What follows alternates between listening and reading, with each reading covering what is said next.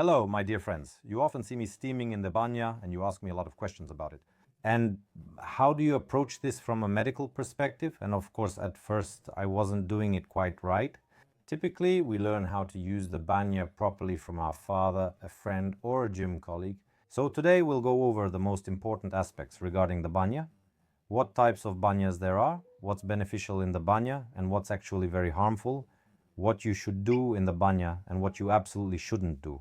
How should you drink water properly, and what should you drink? What types of temperature and humidity levels classify your banya as a Finnish sauna, for example, or as a Russian banya? And we will definitely discuss what you need to do to get the maximum benefit from the banya. So watch until the end, and I hope from now on you'll be steaming the right way. Many people say that you lose weight from the banya, but that's not exactly true. In the banya, you only lose moisture, fluid. And I used to go to the banya very often and a lot, especially before competitions when I had a bodybuilding stage coming up. And indeed, I spent a lot of time in the banya. There were even times when I didn't drink water for several days. Can you imagine? I hadn't drunk water for 2 days already. I sat in the banya, wrapped myself in towels, and tried to sweat even more with something else. I had almost nothing left to sweat. Yeah, it's not really right. It sounds crazy, but back then I listened to my coach like that. I even lost consciousness. There was a moment when I passed out. It's the contrast of high and low temperatures, like when I came out of the sauna and water got on my neck, for example. That's our thermoregulation zone. I lost consciousness. My vision went dark. I remember thinking, God forbid it would be embarrassing to die naked. The point is, even though I'm supposedly a smart person with a higher education, a doctor, I still had these problems with the sauna and listened to just anyone. That's why I made this episode. Let's find out. The sauna is a very ancient thing, and why, yes, a procedure that has lasted for so many centuries and has reached us to this day. And actually, there are many types of saunas. If we look into the past, today I did a good review for myself. And let's remember the Roman thermae. Roman thermae were similar to saunas, and they even had their own libraries. People went there, some to wash, some to relax, and some to solve their business matters.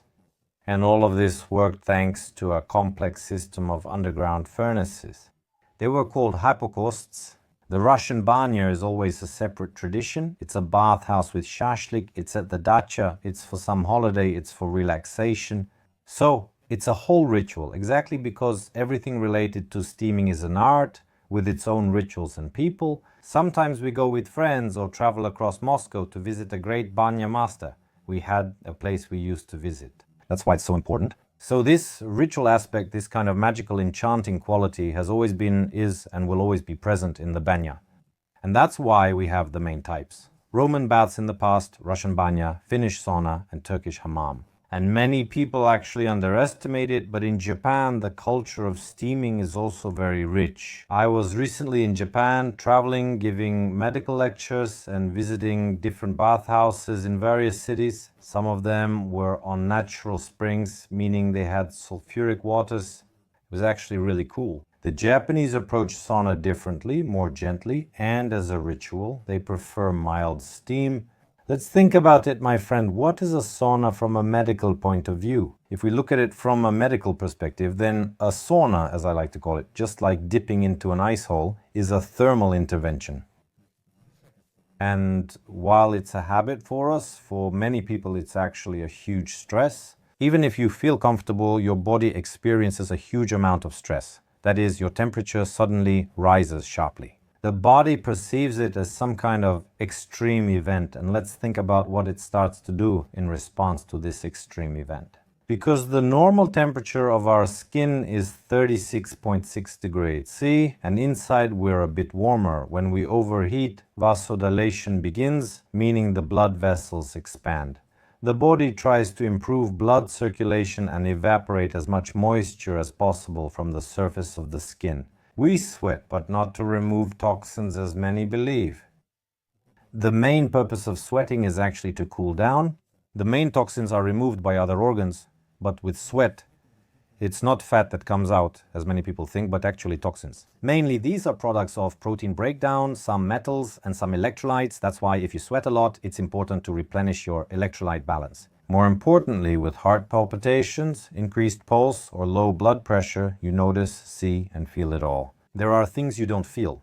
And these are actually what make the sauna considered something super beneficial. And the whole secret is actually in the activation of the heat shock protein. They are also called heat shock proteins, heat shock protein, which stands for heat shock protein, a protein that is released in response to overheating. I'll read directly from a scientific article. Heat shock proteins are involved in many processes, such as determining chaperone activity. A chaperone is a class of proteins whose main function is to restore the correct native, tertiary, or quaternary structure of a protein. In other words, it untangles all these messes, and that's why when people say that the detox or order is being restored inside the cell, that's actually true. And actually, these heat shock proteins can have a very positive effect on many processes in our body. But if you have certain diseases, it can actually do harm. For years, I have produced and manufactured IPSUM dietary supplements at my Dugna factory. I created and designed all of this for my family and loved ones. They all enjoy using it and get great benefits from it. I am very grateful to you for trusting me, for choosing my products, and thank you for helping and supporting domestic producers. I will leave a link to my marketplace where these supplements are available below this episode. And if you're interested, feel free to check it out, take a look, and stay healthy. Let's break down, my friend, the main myths that you've mentioned to me in... You asked about this on my social networks when you learned I was filming. First, sweat, toxins, and metabolism. Is this true? Do toxins come out in the sauna? Many people assume it's just sweat, but actually sodium, potassium, urea, and ammonia are also released. This isn't the only way for these toxins to leave our body, so to speak. But they really do come out with sweat. And that's why when you have a specific diet, when you have a lot of hyperammonemia in your body, your sweat sometimes leaves yellow stains. It smells different, it tastes different. And really, a sauna is one of the ways, if you like to eat a lot of meat and your body is too acidic, it's actually one of the ways to get rid of it.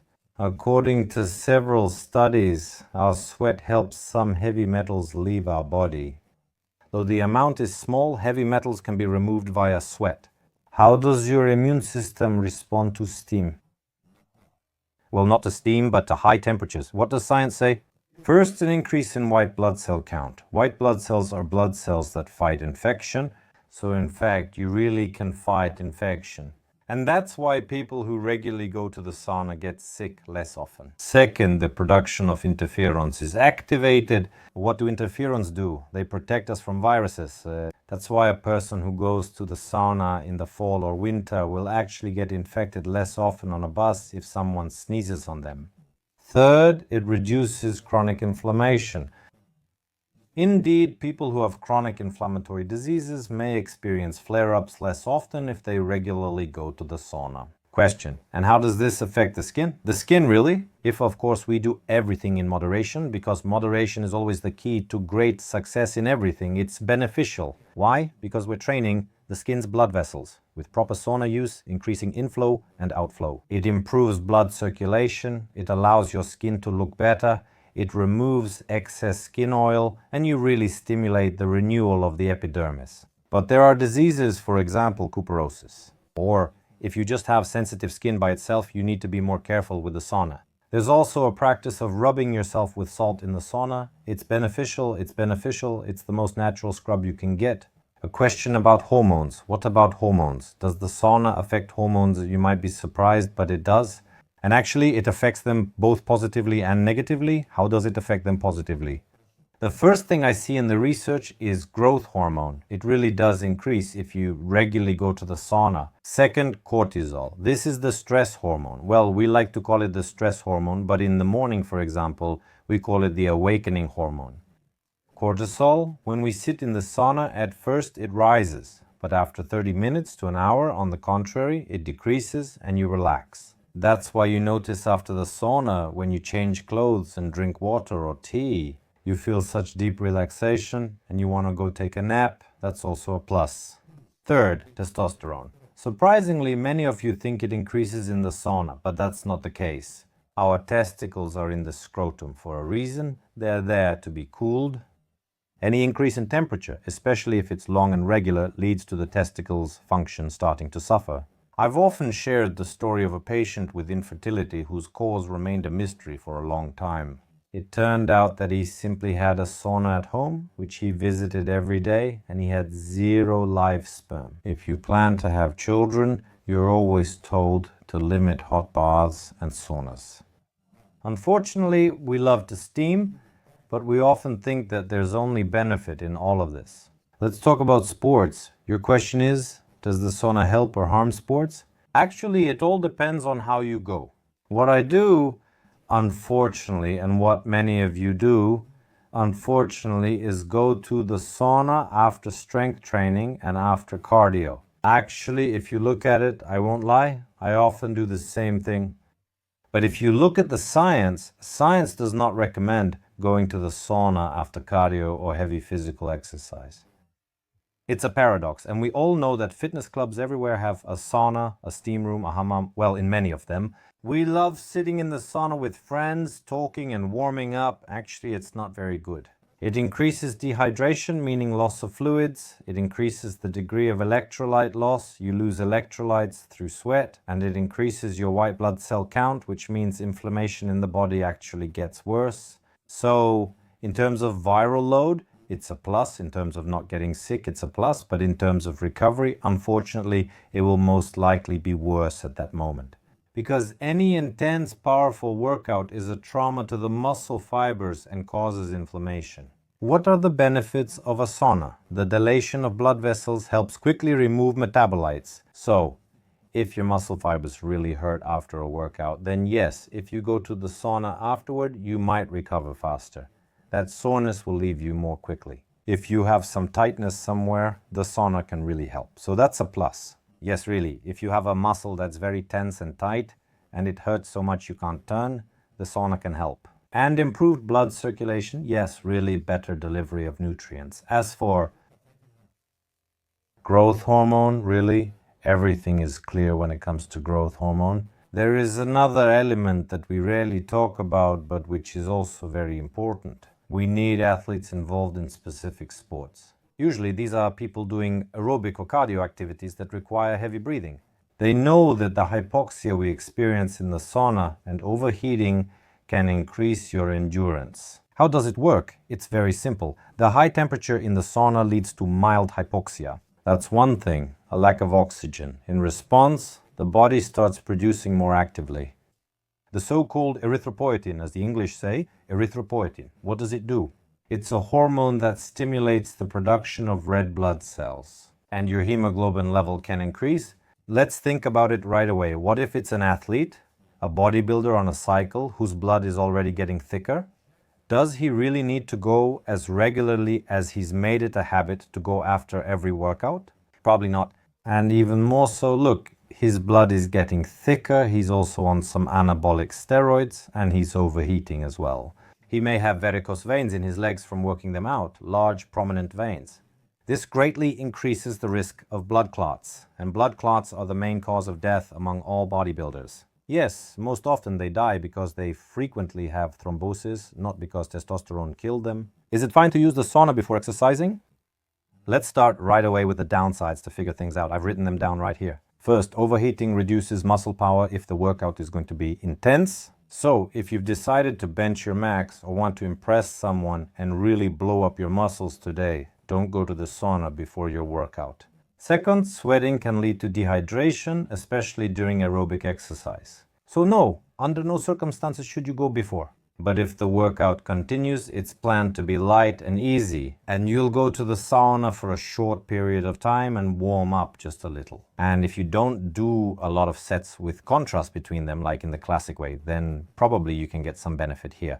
You'll get increased blood circulation in your muscles. There will be more nutrients and oxygen. But how much fluid do we lose in the sauna? That's also a question from you. We lose fluids differently. It depends on your weight, body fat percentage, and your metabolism. But on average, it's about 1.5 liters in 30 minutes. What do I recommend all of you do if you go to the sauna? I personally know exactly how much I lose in about half an hour, give or take. This number stays the same. You weigh yourself before and after each session. So do a couple of classic standard sessions the way you usually do, and see how much you lose between them, how much you lose in total. That's why I divide this amount into 3 parts. I drink a third as a precaution before, a third during, and a third right after. In other words, I compensate for the lack of fluids in my body. Question: what should you do? After the sauna, is it necessary to drink water with minerals or electrolytes? Yes, indeed. After the sauna, you definitely need to drink water. If possible, it should be water with electrolytes, sometimes even isotonic drinks. Why not? Actually, a natural electrolyte is something like dried fruit compote. It really does contain potassium. The water tastes good and is more enjoyable to drink. That's why I actually think it's best not to drink carbonated beverages. Definitely not anything sweet. The best option is some kind of herbal tea or naturally made fruit drinks or compotes without sugar. That's the best choice. Many of you ask how to book an appointment with me.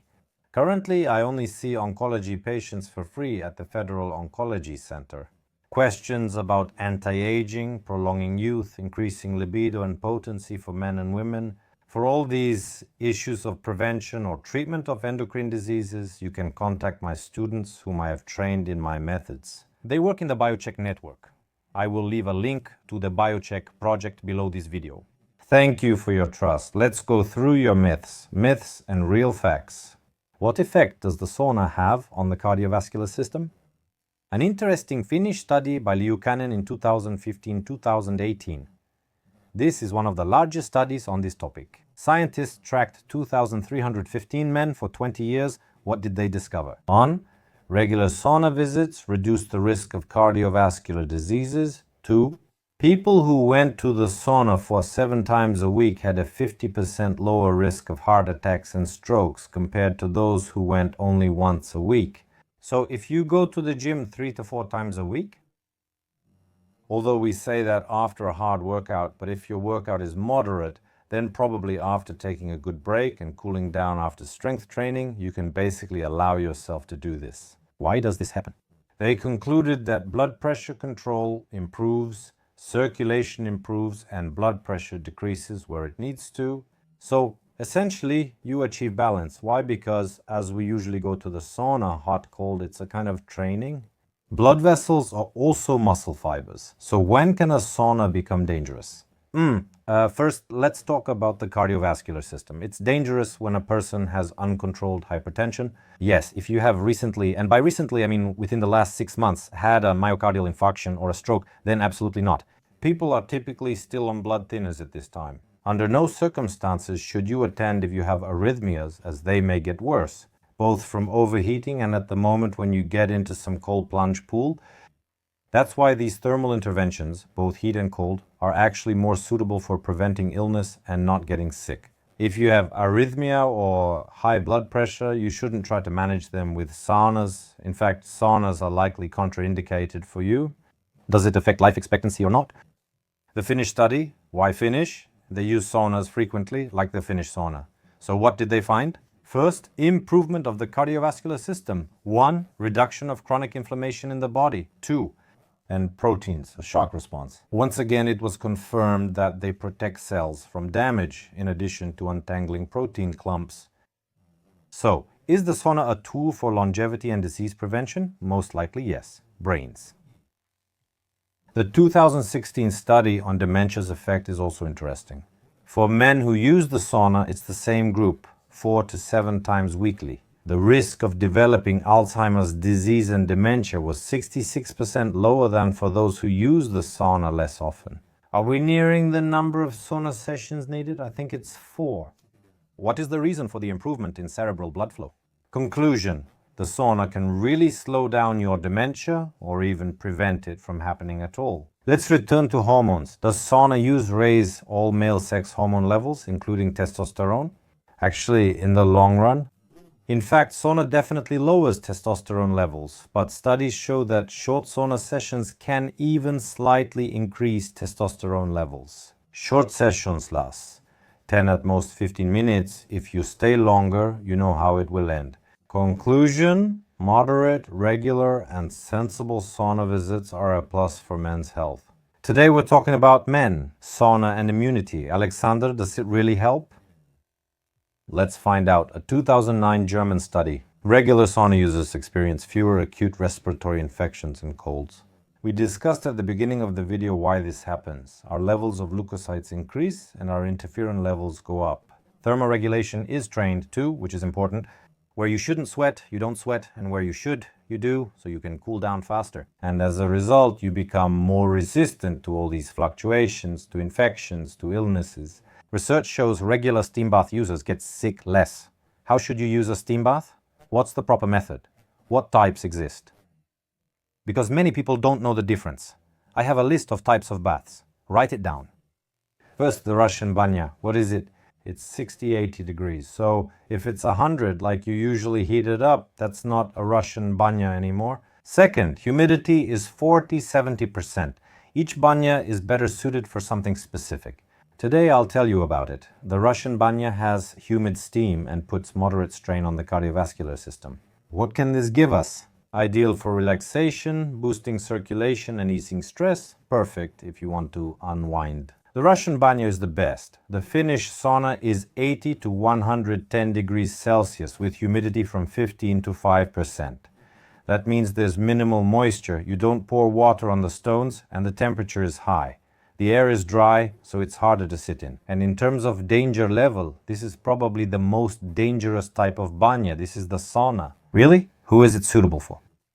It's when you need to remove excess fluid, train your blood vessels as actively as possible, or have a positive effect on your metabolism. So it's kind of a sports thing, you could say, for bodybuilders who are preparing for competitions. Actually, it's for experienced people who are really not doing this for the first time. If it's your first time, don't rush straight into the Finnish dry sauna and sit there.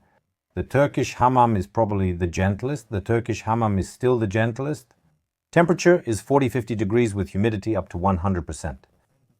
It's the most gentle effect with a pleasant, positive impact on the skin.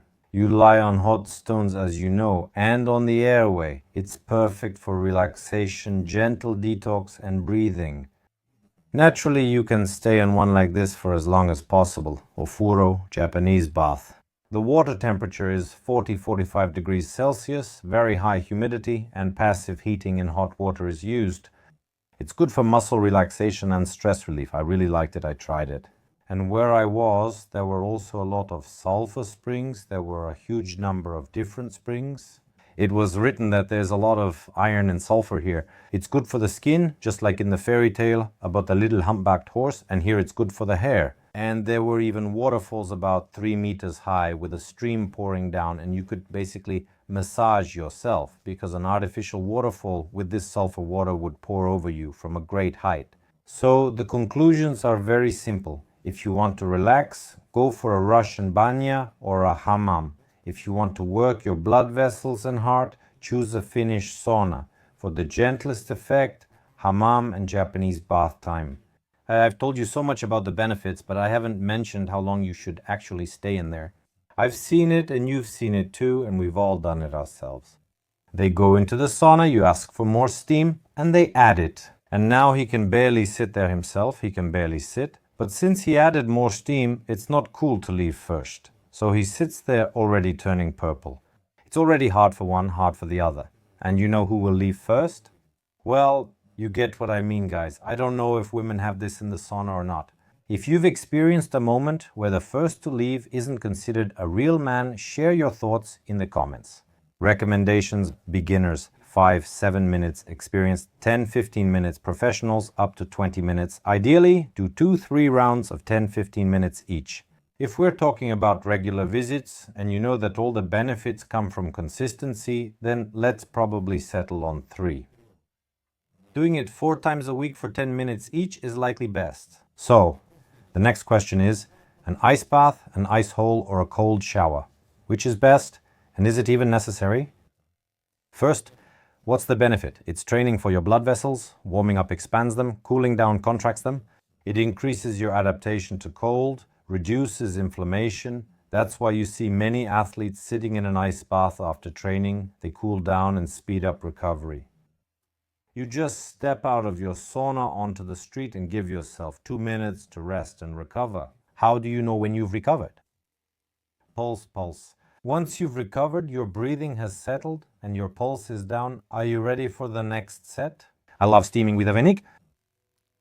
Ritual or benefit? Let's figure it out. Especially in Russia, using Venix is a special ritual. And so when you really steam and go to the banya master, it's always about Venix. They really improve thermoregulation, enhance the heating effect, and you can heat certain areas more intensely. What have I learned from talking to steaming specialists? First, birch Venix are for improving blood circulation and relaxing muscles. Oak Venix reduce sweating and intoxication and are suitable for oily skin. Eucalyptus Venix improve respiratory function and act as an antiseptic. By the way, coniferous Venix increase sweating and improve metabolism. So, Venix really do work. Each one has its own unique steaming feature. If you have a special method that you started using and you really like it and it brings you a lot of pleasure, share this method in the comments. We'll check them out and maybe learn something new. So don't be lazy, jump into the comments and tell us what we should drink. We quickly reviewed how much and what you should drink in the sauna. As mentioned, water with electrolytes is best. Well, I don't know. Rehydrant probably won't taste very good, but there are special isotonic solutions. The second option, the tastiest one in my opinion, is herbal teas. It's the optimal way to restore fluid balance. How should you drink it? You shouldn't do what people usually do. First you get roasted, steamed and sweated out, and then you pour 1.5 liters into yourself all at once. By the way, you'll sweat even more if you do that. So if you don't want to sweat too much, to avoid severe dehydration and prevent your body from retaining fluid, you need to compensate properly. Start compensating even before your visit, even before your first session. Sugar-free compotes are essentially isotonic drinks with potassium and magnesium, making natural isotonic the best choice. What do many people enjoy drinking but shouldn't? Absolutely, remember, under no circumstances should you drink alcohol. It puts a lot of strain on your heart. The worst thing is when people combine alcohol and a Finnish sauna. And of course, sweet drinks, especially carbonated ones. No, absolutely not. Food. We usually ignore this point and think that there's probably no connection at all. But what if that's not actually the case? When you eat, your blood circulation changes because your intestines start working actively, your peristalsis increases, and your blood gets redistributed. That's why you actually need to eat. And going to the sauna first thing in the morning on an empty stomach isn't very good for you either.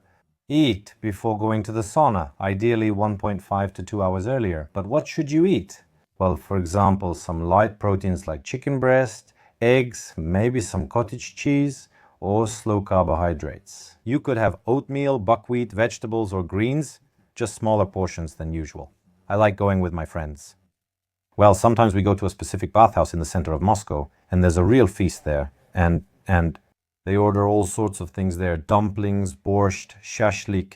They sit there and many of them have big bellies. They stuff themselves, can barely breathe and still drink beer. I understand, it's okay, don't judge me, but to be in that kind of state. By the way, that's actually where I saw someone lose consciousness for the first time. We all left the steam room, but one person didn't come out. That's exactly because he had abused alcohol and then they had to carry him out of there. So eat, yes, but do it 1.5 hours to 2 hours beforehand. But you shouldn't stuff yourself during the sauna and then think that the sauna is about health. What are the mistakes? Can I anticipate your mistakes? The first one is right here with me. Number 1, highlighted in bold, is staying in the steam room for too long. Long doesn't mean good or healthy, just 20 minutes or more. I suggest 10-15 minutes. Lack of cooling down. Many people go in and don't cool down afterward. It's best to cool down. You don't need to pour ice cold water on yourself. Just use water that's cool, not cold, just slightly cool. You need to cool down and let your body cool off. We sweat in the sauna to cool down. If you come out and haven't cooled down yet, then run back in. That's not good. Let your body cool down properly. That's the second point. Third, it's a small detail but important. Many do this, absolutely not with alcohol. In the sauna, they said too much fluid is lost. They also mentioned electrolytes. It's essential to recover. What conclusions will we draw today? Continuation. The optimal routine is 3 sessions of 10-15 minutes each with cooling breaks in between. Second, we set the temperature according to our goals. The setting and type depend on those goals. Contrast cooling is important, but sudden temperature changes can do much more harm than good. And For example, I can say that if you jump into an ice hole without preparation, it can even lead to cardiac arrest, or you could get an arrhythmia. Really, the onset of arrhythmia can happen because of such a sharp contrast from contrast cooling. Be sure to drink water. Getting electrolytes is important, so tea is a good choice. And again, no alcohol in the sauna. You might stop watching as soon as I mention no alcohol in the sauna. It's strictly not allowed, especially there. We all understand that this is really beneficial, and if you do it right, it will prolong your youth and you'll feel better. Are there people who absolutely shouldn't do it? Of course there are. Let's talk about that right away. These are people with hypertension, people with cardiovascular problems, for example, angina, coronary heart disease, those who have had a heart attack or stroke. Remember, we mentioned them as well. Second, pregnancy. In fact, everyone has a different opinion about it. I would still say that a pregnant woman shouldn't take risks with saunas and steam baths, especially in the later stages. The heart and blood vessels may be overloaded. Pregnant women are already high risk. They often experience swelling and issues with fluid and lymph circulation. There is a high risk of blood clots. Pregnancy is a factor for blood clot formation, as you know. That's why this can cause a miscarriage, including a missed miscarriage. Imagine if thrombosis occurs. And of course, despite that, if you listen closely about acute respiratory viral infection viruses, you likely realize the risk truly decreases. Many people mistakenly believe this is also a way to overcome acute respiratory viral infection. When the first symptoms appear, some people go to the sauna to warm up. You should never do this. You could get complications with your heart muscle or your blood vessels. Absolutely not. So, as a preventive measure, yes. If you are already sick, if you have the first signs of illness or fever, you absolutely should not go. So, for acute respiratory viral infections, contraindications, oncological diseases, an active oncological process that you haven't treated, this is a strict no. Bathhouse and oncology, it's a strict no. Because you might stimulate by improving blood circulation and tumor cells will move and spread throughout the body better and faster. Varicose veins and thrombophlebitis. If you have those grape-like clusters on your legs, I strongly advise against going to the sauna or taking that risk. Again, thrombosis is a risk. Alcohol and sauna together are the most dangerous. And by the way, if you go in with alcohol, the risk of heat stroke increases. The important thing, probably the last but the most important, is children. Very often in my gym, I see parents bringing their children to the sauna and making a huge mistake. They do it the same way as they do for themselves. They just keep the child in the sauna for less time. And already from the age of 1 or 2, they take them into the Finnish or Russian sauna. It doesn't matter. Remember the rules. Children under 3 shouldn't be in the sauna. Why? Because children still haven't developed a normal cycle, a proper thermoregulation system, so it's not recommended to take a child under 3 years old into the sauna. From the age of 3, it's allowed, but for no more than 3 to 5 minutes. The temperature should be 50-60 degrees, not 100, and they should stay only briefly. Recently I saw a father not letting his child leave, saying, "Sit, endure, you'll be a man." My friends, that's not right. From the age of 7 to 8, you can gradually increase the temperature, but without any harsh temperature changes. So, you definitely shouldn't pour ice water on him. A dip in cool or slightly chilly water is fine. A child is still a growing organism, and the benefits we seek from a bathhouse or sauna aren't necessary for a growing young body. It's not needed there. It's this large amount of proteins, the so-called silk response, that's one of the reasons why we, for example, go regularly. So don't turn your hobby into something that could harm your child. I think today we covered the topic of the bathhouse quite broadly, thoroughly, and in a popular science style, just the way you like it. And next time we can probably go just as in-depth. The procedures of thermal intervention with cold water, like plunge pools and dowsing, in more detail. Has anything changed recently in the past few years? If you're interested in this topic, let me know in the comments. I'd be happy to do some research and record an interesting and hopefully useful video for you. Thank you for watching until the end. Subscribe to the channel and stay tuned for new episodes.